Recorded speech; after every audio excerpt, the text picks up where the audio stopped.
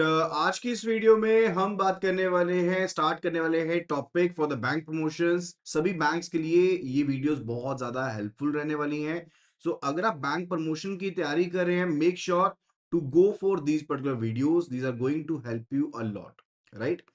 जल्दी से जल्दी ऑडियो वीडियो क्वालिटी को कंफर्म कर दीजिए। एंड अगर आपने अभी तक चैनल को सब्सक्राइब नहीं किया है तो चैनल को सब्सक्राइब कर लीजिए एंड बेल नोटिफिकेशन आइकन को प्रेस करना बिल्कुल भी ना भूलना, ताकि जब भी मैं कोई नई वीडियो अपलोड करूं आपको उसका एक्सेस जरूर मिले। फॉरेन एक्सचेंज क्या होता है?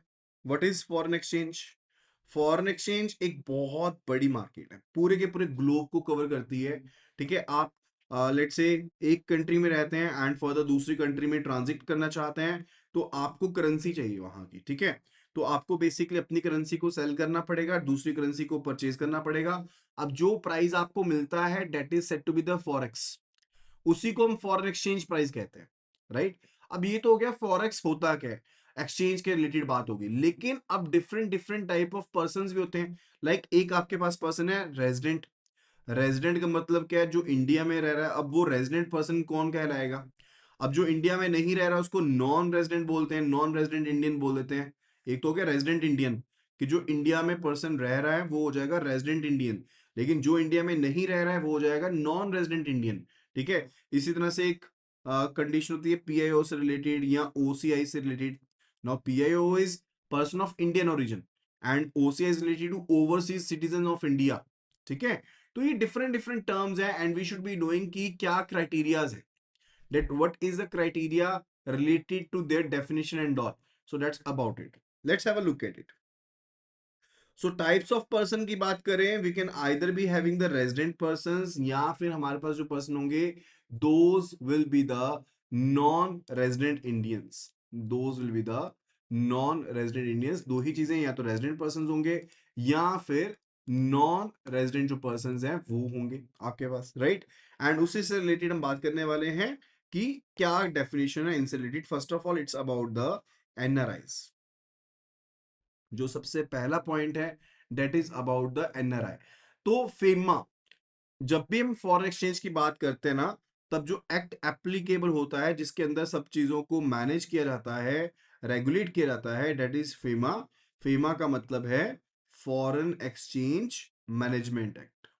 This is foreign Exchange Management act. ठीक है, और ये आया था 1999 में। इससे पहले होता था फेरा, फॉरेन एक्सचेंज रेगुलेशन एक्ट। ठीक है, अब वो खत्म हो गया एंड उसके बाद क्या आ गया? फेमा आ गया, मैनेजमेंट एक्ट आ गया। सो पर्सन जो भी इंडिया से बाहर गया है, जो इंडिया से बाहर रहता है एम्प्लॉयमेंट पर्पस के लिए, बिजनेस पर्पस के लिए या किसी पर्पस के लिए, जो इंडिकेट करती है चीज कि उसकी इंटेंशन है कि वो अनसर्टेन पीरियड के लिए इंडिया से बाहर रहने वाला है, तो उस पर्सन को बेसिकली हम क्या कहते हैं? उसमें कहते हैं person resident outside India. As per the FEMA ये डेफिनेशन दी गई है। एंड इनकम टैक्स का कंसेप्ट यूज होता है for the tax residency purposes. Income tax का आईटी एक्ट के तहत 1961 का जो आईटी एक्ट है उसके तहत दिया गया कि अगर कोई पर्सन इंडिया से बाहर रहता है, stay in India for greater than और इक्वल टू 182 डेज, तो वो पर्सन रेजिडेंट के हिसाब से टैक्सेबल रहेगा इंडिया में। बेसिक कंडीशन क्या है?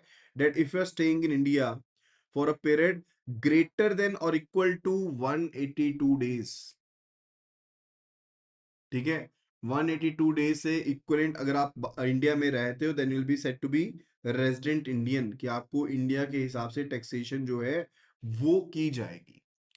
And further let's take the case कि आप पर्टिकुलर किसी रेलिवेंट फाइनेंशियल ईयर में, रेलिवेंट फाइनेंशियल ईयर में 60 दिन से ज्यादा समय के लिए इंडिया में रहे हो, किसी भी फाइनेंशियल ईयर में। दूसरी कंडीशन क्या? एक तो हो गया कि 182 डेज से ज्यादा रहे हो तो आप रेजिडेंट इंडियन हो।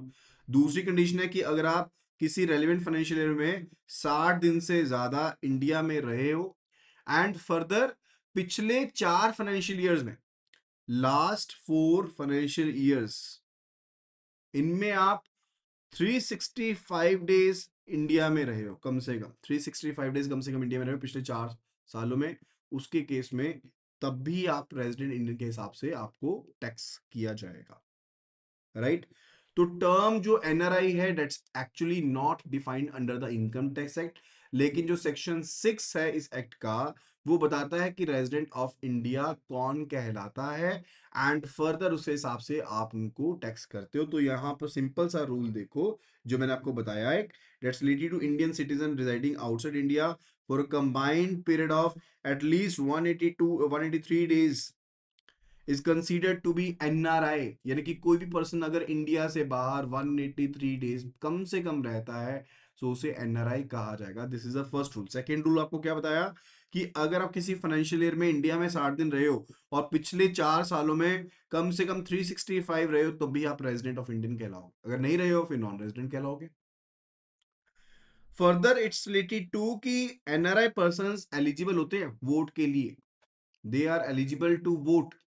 मोस्ट इंपॉर्टेंटली जो इनकम वो इंडिया में अर्न करते हैं सिर्फ वही इनकम इंडिया में टैक्सेबल होती है, जो पैसा उन्होंने इंडिया के बाहर अर्न किया, प्रोवाइडेड कि उनको ऑलरेडी वहां पर जिस नेशन से उन्होंने कमाया वहां पर टैक्स लग चुका है, तो फिर उन्हें दोबारा से टैक्स नहीं पे करना होगा।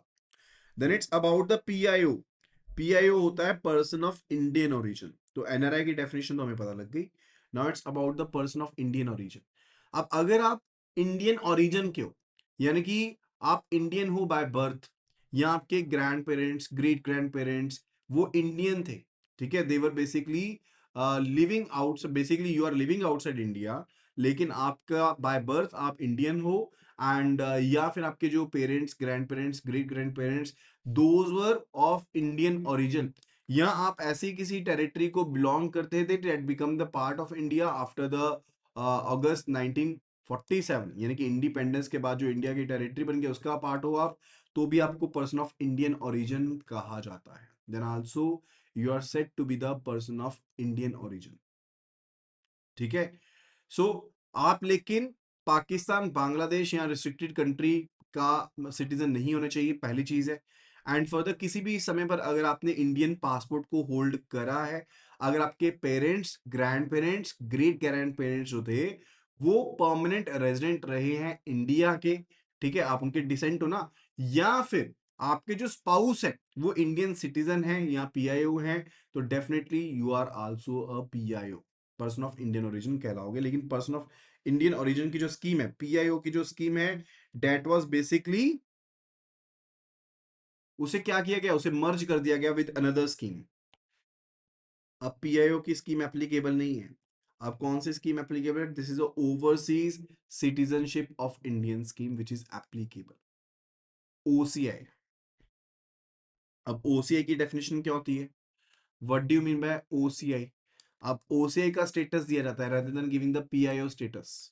पीआईओ का स्टेटस नहीं मिलता, ओसीआई का स्टेटस मिलता है। What is OCI? This is overseas citizen of India. अब लीगल फ्रेमवर्क कहां पर है? सिटीजनशिप एक्ट के अंदर इसको आता है। एंड फर्दर ओसीआई कोई डुअल सिटीजनशिप नहीं है, ये एक life long visa and residency status है। This is what, this is a life long visa, life long visa and residency status, right. This is the OCI scheme over here. अब ये आप कब eligible रहोगे? Like if you were citizen of India on और after 26 जनवरी 1950 के बाद, यानी कि जब रिपब्लिक ऑफ इंडिया बना तो उसके बाद अगर पार्ट थे, या अगर आप किसी भी ऐसी टेरिटरी को बिलोंग करते हो which basically became the part of India after the independence, या फिर आप सिटीजन बनने के लिए एलिजिबल थे ऑन 26 जनवरी 1950, या फिर आप बेसिकली एक आप बेसिकली आपके ग्रैंड चिल्ड्रन हो या ग्रेट ग्रैंड चिल्ड्रन हो of any such person who was resident of India, या फिर पर्टिकुलरली आपके जो स्पाउस है वो ओसीआई होल्डर है, एंड कम से कम आपकी शादी को लगातार 2 साल हो चुके हैं, ठीक है, तो आप ओसीआई कहलाओगे, आप ओसीआई स्टेटस के लिए एलिजिबल हो। तो इस केस में आपको क्या बेनिफिट मिलेगा? मल्टीपल एंट्रीज इंडिया में हो सकती हैं, लाइफ लॉन्ग आपको इंडिया का वीजा मिल जाएगा, आपको बेसिकली आपको बेसिकली क्या होएगा? पैरिटी होगी एनआरआईज के हिसाब से, एनआरआईज के हिसाब से पैरिटी मिल जाएगी, एंड सेपरेट आपको जो ओसीआई कार्ड है वो इशू किया जाएगा। separate OCI card will be issued to you. That's about the OCI status, right? So Indian government ने कौन सी स्कीम लॉन्च करी? ओसीआई कार्ड स्कीम लॉन्च करी।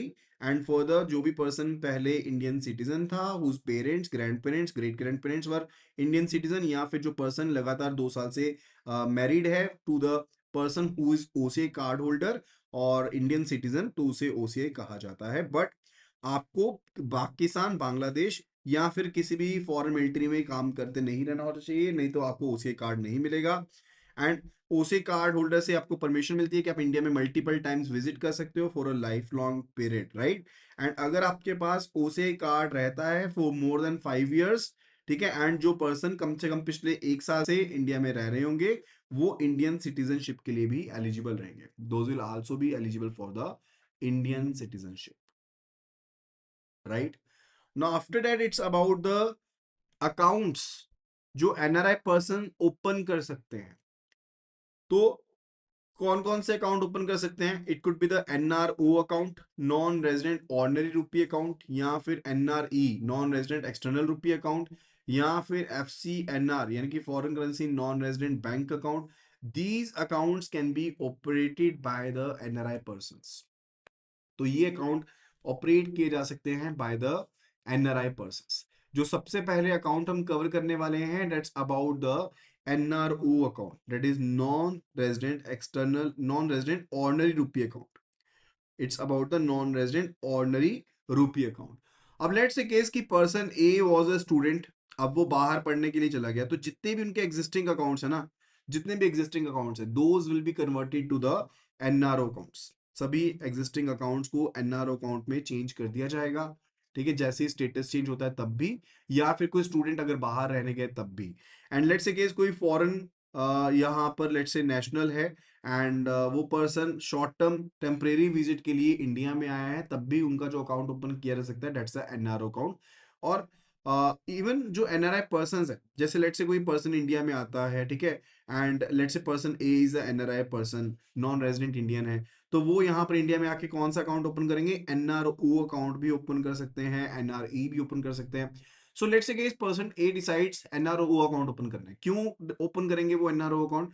अगर उनको लोकल इनकम कोई मिलती है तो, लेट्स से कि उनको लोकल रेंट मिलता है, उनको डिविडेंड मिलता है कंपनी से, या कोई और लोकल इनकम है, उन्होंने कोई इन्वेस्टमेंट की थी इंडिया में, उससे पैसा उनको मिलता है। So all local deposits can be there. Local deposits को आप क्रेडिट कर सकते हो, किसमें? एनआरओ अकाउंट में क्रेडिट कर सकते हो। अच्छा, एनआरओ अकाउंट की करेंसी क्या रहेगी? What will be the currency? It will B Indian rupee. तो डिनोमिनेशन जो रहेगी that is Indian rupee only, ठीक है। तो आप क्या बाहर से पैसा नहीं लेके आ सकते एनआरओ अकाउंट में? यस, लेके आ सकते हो। If you want to bring money from outside India, inward remittance जिसको हम कहते हैं, what we say to be, we say it to be inward remittance. क्या वो पैसा आप लेके आ सकते हो? Yes, that is allowed. पैसा लेकर के आ सकते हो इंडिया में, ठीक है। तो वो बाहर से आप लेकर आओगे, फॉरेन करेंसी में आएगा, इंडियन करेंसी में चेंज करेंगे और एनआरओ अकाउंट में क्रेडिट हो जाएगा, राइट?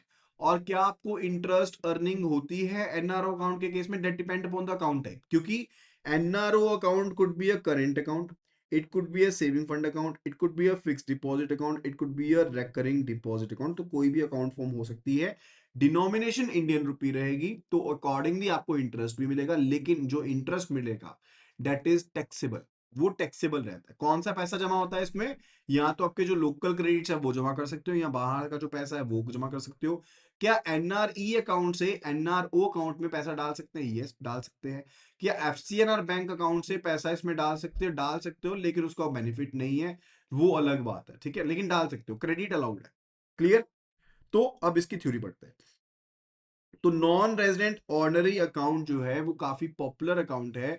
अगर एनआरआई को अगर इनकम हो रही है इंडिया में, अगर उसको मैनेज करना है, आपको डिविडेंड मिल रहा है, पेंशन मिल रहा है, रेंट मिल रहा है, तो आप उस अमाउंट को इसमें क्रेडिट करवा सकते हो। तो अकाउंट आपको अलाउ करता है कि अगर जो भी आप इंडियन करेंसी या फॉरेन करेंसी अर्न कर रहे हो, you can be receiving under this particular account, लेकिन डिनोमिनेशन रहेगी सिर्फ और सिर्फ इंडियन करेंसी में, और definitely that is not freely repatriable. Freely repatriable का मतलब क्या होता है कि आप ये नहीं है कि जितना भी पैसा है सारा का सारा पैसा उठा करके अपने होम टाउन में लेके जा सकते हो, होम कंट्री में लेके जा सकते हो, that is not allowed. Limit कितनी है? एक फाइनेंशियल ईयर में, एक फाइनेंशियल ईयर में जो अमाउंट आप रिपेट्रिएट कर सकते हो, इंटरेस्ट अमाउंट तो फ्रीली रिपेट्रिएबल है, interest is freely repatriable, let me write over here, interest is freely repatriable, उसमें कोई भी दिक्कत नहीं है, subject to taxes, tax cut हो गया लेकिन वो फ्रीली रिपेट्रिएबल है। लेकिन प्रिंसिपल अमाउंट की बात करें, उसके ऊपर रिस्ट्रिक्शन है, एंड टोटल रिपेट्रिएशन कितनी रखी जा सकती है? It is limited to 1 million USD, it is 1 million USD पर फाइनेंशियल ईयर, जो आप रिपेट्रिएट कर सकते हो from the NRO account to outside India, from the NRO account to outside India.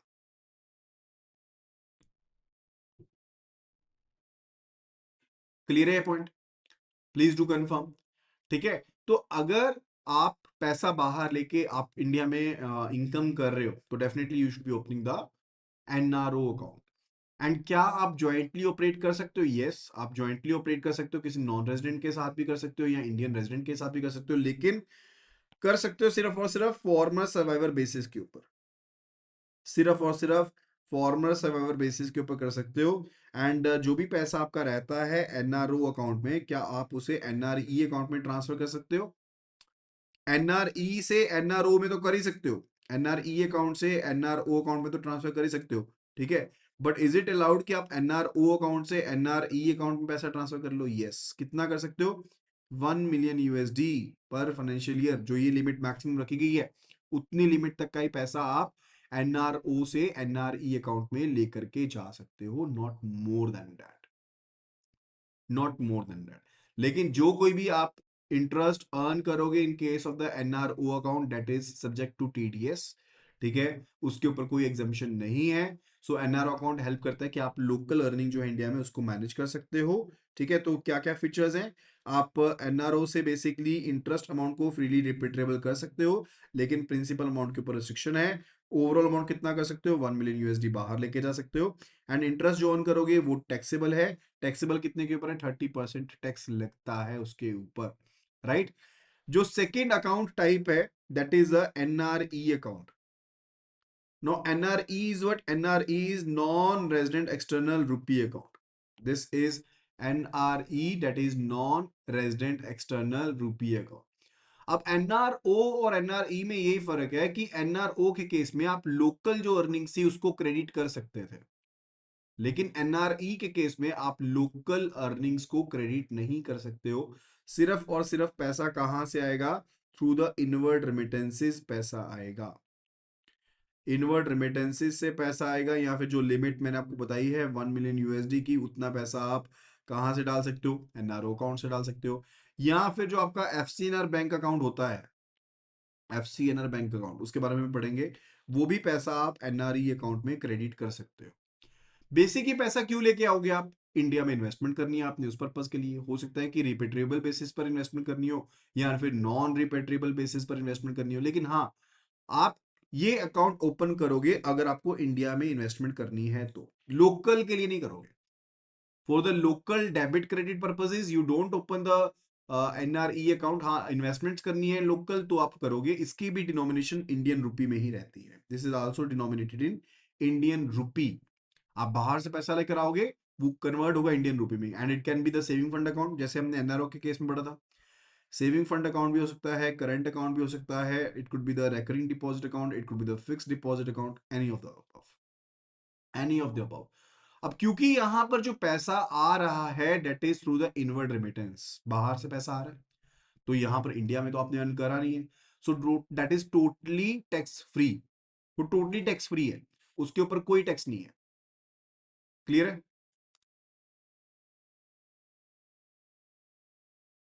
In that scenario कोई भी टैक्स नहीं है, जैसे मैंने आपको बताया था ना, that in case of the NRO account that was taxable, वो टैक्सेबल था।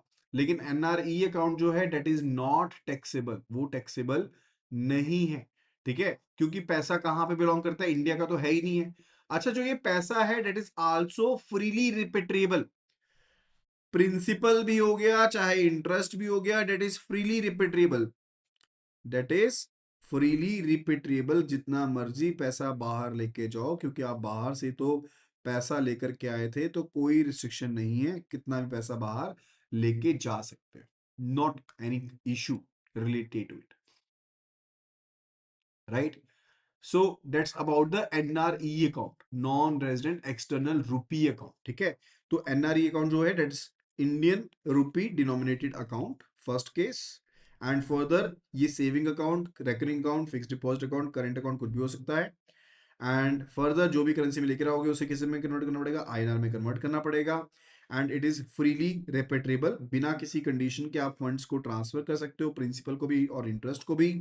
एंड जो आप पैसा इसमें क्रेडिट करोगे that must be out earned outside India. And जो इंटरनेशनल डेबिट कार्ड है वो आपको अलाउ करता है कि आप 24/7 कितना भी पैसा निकाल सकते हो। प्राइमरली आप बिजनेस के लिए, इन्वेस्टमेंट के लिए आप इस अकाउंट का इस्तेमाल करते हो। नाउ आफ्टर दैट पहले थर्ड अकाउंट के बारे में पढ़ेंगे, that is FCNR bank account के बारे में पढ़ेंगे, then will be learning about the differences between the these three accounts. Now will be learning about the FCNR bank account. अब एफसीएनआर बैंक अकाउंट क्या होता है? What is FCNR bank account? This is foreign currency non resident bank account. Full form क्या है? Full form is foreign currency non resident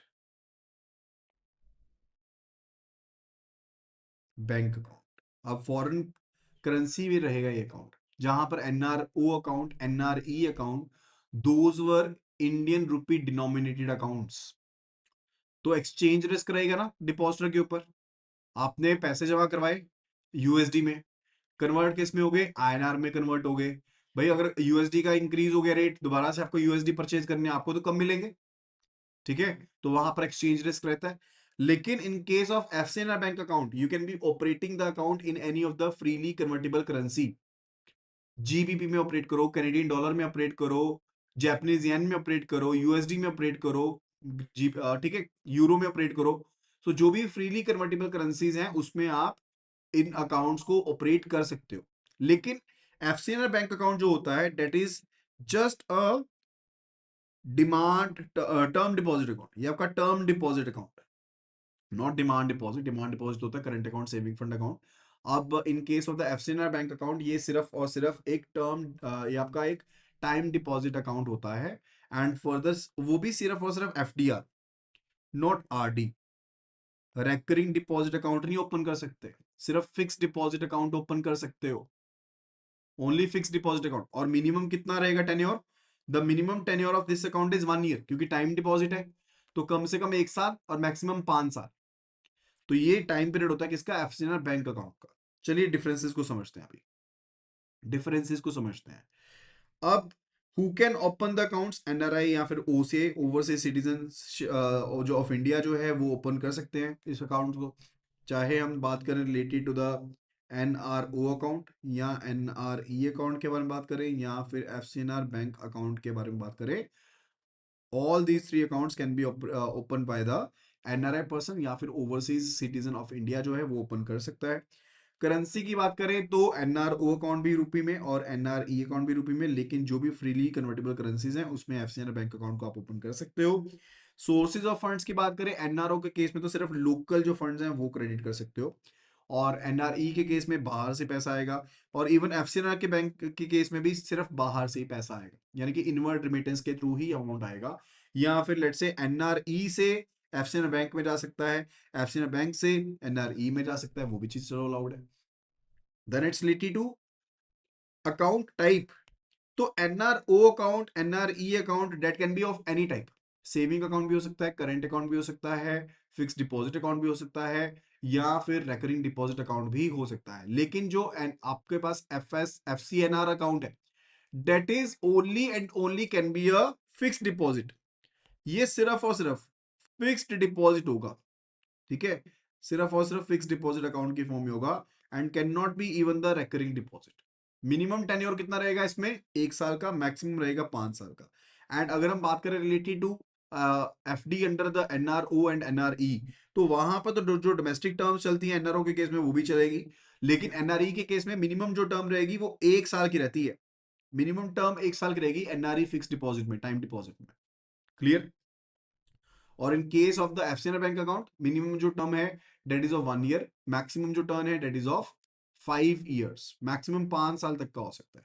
क्या आप close relative के साथ, नॉन रेजिडेंट्स के साथ बेसिकली ज्वाइंट अकाउंट ओपन कर सकते हो? यस, अलाउड, लेकिन फॉर्मर सर्वाइवर बेसिस के ऊपर अलाउड है। फॉर्मर सर्वाइवर बेसिस के ऊपर that is allowed, and that's basically on आपको प्रिकॉशन बेसिस पर नॉमिनेशन फैसिलिटी रहती है। यस, तीनों केसेस में नॉमिनेशन फैसिलिटी रहती है। क्या अमाउंट रिपेट्रेबल है फ्रीली? एनआरओ के केस में प्रिंसिपल तो फ्रीली रिपेट्रेबल है, sorry, interest is freely repatriable, लेकिन ओवरऑल रिस्ट्रिक्शन है 1 मिलियन यूएसडी की। 1 मिलियन यूएसडी पर फाइनेंशियल ईयर की रिस्ट्रिक्शन रखी गई है। एनआरई के केस में it is freely repatriable, and also FCI bank account के केस में फ्रीली रिपेट्रेबल, क्योंकि पैसा बाहर का है। टैक्स बेनिफिट की बात करें तो एनआरओ अकाउंट केस में तो टैक्स लगता है, एनआरई अकाउंट के केस में एग्जेम्पशन है, there is no tax at all because पैसा बाहर का है। और एफसीआई बैंक अकाउंट के केस में भी एग्जेम्पशन है, there is no tax at all, exemption from all the taxes. Interest rate की बात करें तो बैंक्स को फ्री रखा गया है कि भाई आप अपने हिसाब से टैक्स को, आप अपने हिसाब से इंटरेस्ट रेट बताओ, यानी कि जहां कहीं भी मैच्योरिटी 1 साल या उससे ज्यादा है, आप अपने हिसाब से इंटरेस्ट रेट डिसाइड कर सकते हो, लेकिन जो भी आप इंटरेस्ट दोगे वो लोकल डिपॉजिट्स के ऊपर जो इंटरेस्ट दे रहे हो उससे ज्यादा नहीं हो सकता। ये नहीं है कि लोकल आप उसी मैच्योरिटी के लिए उसी अमाउंट के ऊपर आप इंटरेस्ट दे रहे हो कुछ और, एंड एनआरई एनआरओ बैलेंसेस के लिए आप ज्यादा इंटरेस्ट उनको ऑफर कर दो, date can not be done.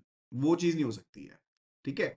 And further अगर हम बात करें related to the FCI bank accounts, तो वहां पर लिमिट रखी गई है कि जो भी स्वैप रेट है या जो भी जिस बेंचमार्क रेट के बेस पर आप ऑफरिंग करोगे, लेट्स से हम एसओएफआर का इस्तेमाल करते हैं या फिर LIBOR, London interbank offer rate का इस्तेमाल करते हैं, वैसे इसका आजकल कम इस्तेमाल होता है, एसओएफआर का ज्यादा इस्तेमाल होता है, या फिर माइबोर, मुंबई इंटरबैंक ऑफर रेट का इस्तेमाल करते हैं। तो जो कोई भी आप ऑफर रेट इस्तेमाल कर रहे हो उसमें 200 बेसिस पॉइंट को ऐड कर लो। अगर आपके जो अकाउंट की मैच्योरिटी है वो 3 साल से कम तक की है, अगर अकाउंट की मैच्योरिटी 3 साल से कम तक की है तो 200 basis points above the LIBOR MIBOR ये आपका इंटरेस्ट रेट ऑफर कर सकते हो। लेकिन अगर बेसिकली जो मैच्योरिटी है डेट इज अबव 3 इयर्स, तो जो भी बेंचमार्क रेट है प्लस 300 बेसिस पॉइंट हो सकता है, यानी कि 3% above the benchmark rate. That can be the interest that you can be paying to the FCNR deposit accounts. Clear with it? Clear हो गए सभी पॉइंट्स? तो ये था about all the accounts, but let's discuss कि क्या loan दिया जा सकता है? Can the loan be given against the NRE accounts, FCR bank accounts? Yes, दिया जा सकता है। इनके बैलेंसेस के अगेंस्ट लोन भी दे सकते हो। पहले लिमिट थी 1 करोड़ तक की, लेकिन अब कोई लिमिट नहीं है, there is no ceiling limit now. पहले लिमिट होती थी लेकिन अब कोई लिमिट नहीं है। एनआरआई ओसीआई को अलाउ किया गया है कि वो रिपेट्रेबल कर सकते हैं। कितना अमाउंट एनआरओ अकाउंट से? इंटरेस्ट तो फ्री रिपेट्रेबल है जैसे मैंने आपको बताया, लेकिन आप ओवरऑल अमाउंट जो रिपेट्रेट कर सकते हो उसकी सीलिंग है 1 मिलियन यूएसडी पर financial year, that is a limit. लेकिन टैक्स तो जो भी है वो तो डिडक्ट करने पड़ेंगे। Clear? So it's about the topic that types of foreign exchange transactions, कि फॉरेन एक्सचेंज ट्रांजैक्शंस की टाइप क्या होती है। Now there are two types of the transactions, one it is related to the inter bank transactions and second it's related to the merchant transactions. Now see, जब bank bank के साथ deal करता है, let's ABC bank is going to deal with the XYZ bank, then जो rate applicable होगा that will be the inter bank transaction rate, then it will be the interbank transaction, and जो rate applicable होगा that will be the interbank transaction rate. Buying rate would be the buying rate and selling rate would be the selling rate. लेकिन जब bank deal कर रहा है, let's say ABC bank is actually dealing with the person A और person B और any of the customer, तब कौन सा रेट एप्लीकेबल होगा? तब it will be the merchant rate which will be applicable. We say such transaction to be the merchant transactions. और merchant transaction के case में person A will be able to buy at the price at which the bank is ready to cell, and person A will be ready, basically be able to sell the particular foreign exchange at the rate at which the bank is ready to buy. Getting it? So these are the two types of the transactions, interbank transactions and the merchant transactions. Now when we'll be covering related to the buying rate and selling rate, you will be understanding that particular part. Or let me just give you idea related to it. So what it is actually like, अगर हमें दिया गया हो 1 USD is equal to 78.11 INR. Now what is it? This is a foreign exchange rate. This is a foreign exchange rate. And इसे हम क्या कहते हैं? We say it to be the single way quotation. हम इसे single way quotation बोलते हैं. क्यों? क्योंकि ये सिर्फ और सिर्फ एक ही ट्रांजैक्शन है. ठीक है, ये क्या है? एक ही पर्टिकुलर रेट दिया गया है विच will be applicable. This is a single way quotation. और इसी तरह से एक और कोटेशन दी जाती है like 1 USD is equal to let's say 78.11/30 INR. अब एक ही कॉट के अंदर आपको बाइंग कॉट भी दिया गया होता है एंड सेलिंग कॉट भी दिया गया होता है. There is a buying quote is given and also the selling quote is given under the same transaction, right? So this is related to the particular transactions की जो 1 USD है that is having a buying rate and the selling rate, right? And जो left side पर होता है slash के, that is the buying rate. जो left side पर होता है that is a buying rate and जो राइट साइड पर होता है that is a selling rate. वो सेलिंग रेट होता है. ओके, यानी कि मतलब हुआ that 1 USD is equal to 78.11 INR. Bank इस रेट पर खरीदने के लिए रेडी है and 1 USD is equal to 78.30 INR. Bank इस रेट पर सेल करने के लिए रेडी है. सो this is what it means. This is what it means. And अगर ऐसे हम अब interbank transaction and merchant transaction के पॉइंट ऑफ व्यू से सोचें, तो इंटरबैंक ट्रांजैक्शन के केस में the buying rate would be the buying rate for the bank. Let's say bank ABC कहता है मुझे 10,000 USD बाय करने हैं, तो bank ABC will be able to buy at what price? At this price 78.11. And अगर वो कहता है मुझे सेल करने हैं तो at what price the bank will be able to sell? At 78.30 the bank will be able to sell. लेकिन अगर हम मर्चेंट रेट की बात करें, let's say customer A wants to buy 10,000 USDs. कितने USD बाय करने कस्टमर ए ने? 10,000 US dollar bye करने हैं. कौन से रेट पर बाय कर पाएगा? At what particular rate the person A will be able to buy the foreign exchange here? The person A will be able to buy the foreign exchange at a price at which the bank is ready to sell. यानी कि selling rate कौन सा है? Selling rate है 78.30. तो customer A will be able to buy at which the bank is ready to sell. तो bank कौन सा कॉट देगा कस्टमर को? The bank will be giving the selling quote. Bank will be giving the selling quote. ठीक है, तो ये buy rate and selling rate के हिसाब से बेसिकली वी कन्फिगर कि मर्चेंट रेट के हिसाब से ट्रांजैक्शंस अलग तरीके से कंक्लूड होती हैं एंड अगर इंटरबैंक मार्केट रेट देखें तो ट्रांजैक्शंस अलग तरीके से कंक्लूड होती हैं. Clear with it? Now after that it's about the types of accounts.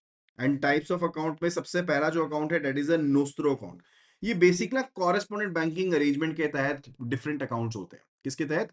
Correspondent banking arrangement के तहत there are the different accounts. Now what is correspondent banking? Let's say ABC bank है India में, ठीक है, और इसने अब अपने कस्टमर को सर्विसेज प्रोवाइड करनी है इन यूएसए और इन सम अदर कंट्री. तो हर जगह पर तो ये ब्रांच ओपन नहीं कर सकते अपनी, नॉट पॉसिबल. तो they will be in contact with some other bank in that particular country.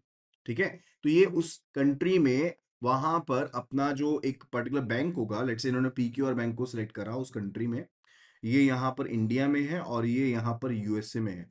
तो यहाँ पर ये इस बैंक को सिलेक्ट करते हैं, कहते हैं हम आपके थ्रू ट्रांजेक्शन्स को कंक्लूड करेंगे एंड उसके बदले में आपको जो कमीशन बनेगी वो आपको पे कर देंगे, राइट? तो that is basically said to be what, उसे हम कॉरेस्पॉन्डेंट बैंकिंग अरेंजमेंट कहते हैं. इट कुड बी लाइक ये इन्वेस्टमेंट्स करना चाहते हैं, इट कुड बी लाइक ये अपने कस्टमर्स को सर्व करना चाहते हैं. What's of the transactions are permitted by the Reserve Bank of India under the Foreign Exchange Management Act, वो ट्रांजेक्शंस ये कर सकते हैं with the correspondent bank. Clear है? अब लेट्स से एबीसी बैंक ने एक फॉरेन करेंसी अकाउंट अपना ओपन किया है with the PQR bank. ABC bank opened a foreign currency account with the PQR bank in the other country. So यहां पर जो ये अकाउंट ओपन किया जाएगा that will be the nostro account in the books of ABC bank.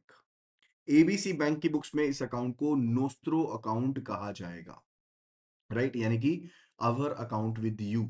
that is a nostro account. उसको क्या कहते हैं? We say such account to be the nostro account. And further let's assume कि PQR bank भी अपना एक account open करता है, that is in Indian rupee. यानी कि बाहर वाला बैंक हमारी कंट्री के बैंक में एक इंडियन रुपी अकाउंट को ओपन कर रहा है. Now that what account would be? क्या कहलाएगा वो account? That account would be in the books of ABC bank, that will be the vostro account. किसकी बुक्स की बात कर रहा हूं? सेम हमारी कंट्री के बैंक की बात कर रहा हूं, तो उसे हम क्या कहेंगे? We'll be saying it to be vostro account, यानी कि your account with us.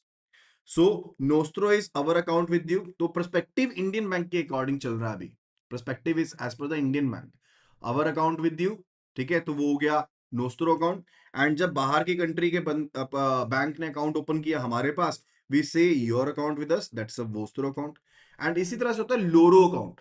when let's say we are third party and we are talking about the accounts between the two different banks. ठीक है, हम third party bank हैं, हम अलग bank हैं. Let's say we are XYZ bank. हम बात करें कि PQR का अकाउंट है ABC के साथ, we say it to be loro account in our books. यानी कि XYZ बैंक की बुक्स के हिसाब से will be saying it to be the loro account. ठीक है, तो ये तीन तरह के अकाउंट्स हैं. One, it is a nostro account, यानी कि your our account with you, that is a nostro account, and your account with us, that is basically the vostro account, and loro account yani ki their account with you, that's the loro account. And further mirror account. Now mirror account क्या होते हैं? Those are basically for reconciliation purposes. जैसे banker statement बनाते हैं ना, तो late से आपका बैंक है, पंजाब ग्रामीण बैंक है या कोई भी बैंक है let say, and you are having a banker account with SBI और PNB और any of the banks, right? तो आप उस अकाउंट को मैनेज करने के लिए अपने पास एक मिरर कॉपी क्रिएट कर लेते हो, so that you can reconcile the entries at your and. हम ताकि एंट्रीज को रिकंसाइल कर पाए अपने एंड के ऊपर. Such account is said to be the mirror account. ऐसे अकाउंट को हम क्या कहते हैं? We say such account to be the mirror account. Clear? तो ये अकाउंट्स की डेफिनेशंस क्लियर हो गई हैं. It will be all about today video. आज की वीडियो में सिर्फ इतना ही. आई होप कि आपने सभी टॉपिक्स को अच्छे से समझा होगा. अगर किसी भी तरह का डाउट है तो you can be letting no in the comment section. And further do download the application from the link IIBF24/app. And अगर आप iOS यूजर हैं, it will be asking for the ORG code which is GEGKT. So just do download the application and start your preparations. Thank you so much and see you again in the next video.